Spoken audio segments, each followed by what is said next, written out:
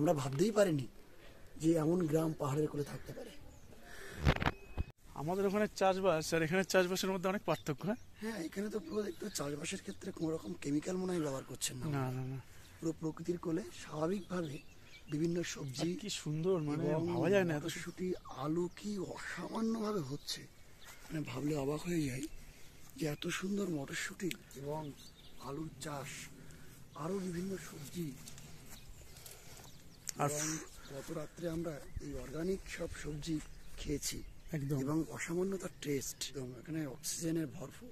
যেমনি সবুজ গ্রাম তেমনি পরিষ্কার পরিচ্ছন্ন, ফুলেদের পুরো মানে ফুল দিয়ে তৈরি স্বর্গরাজ্য। হ্যাঁ একদম, মনে হয় এখানে আরো 1000 বছর থেকে যায়। চলুন স্যার, আমরা পায়ে পায়ে একটু দেখি গ্রামটা।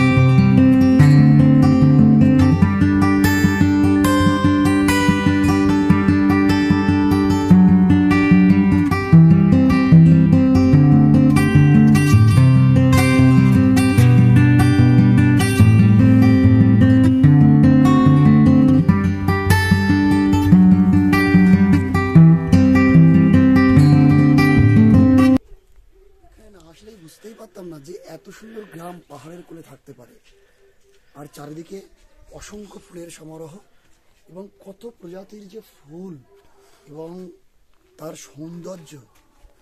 আর পাহাড়ের কোলে ছোট্ট ছোট্ট যে কুড়ে ঘর, এবং সেগুলো এত সুন্দরভাবে সৌন্দর্য বিরচিত করছে যা আমাদেরকে অন্য জগতে নিয়ে এসেছে। আমরা ভাবতেই পারিনি যে এমন গ্রাম পাহাড়ের কোলে থাকতে পারে।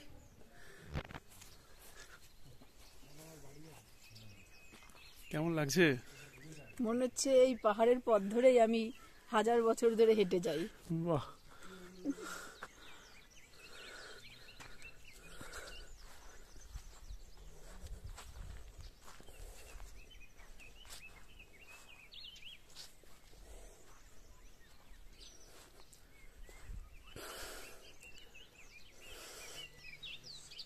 हाँ, बहुत खूबसूरत है। लगता है कि प्लास्टिक का है, लेकिन प्लास्टिक जैसा है। लेकिन ये रियल है, नेचुरल।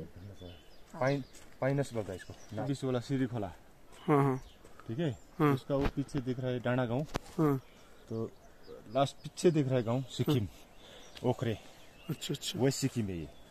अच्छा अच्छा। और वो उसका पीछे में विलेबार से, और ये तो मोले है, हाँ? मोले का रास्ता।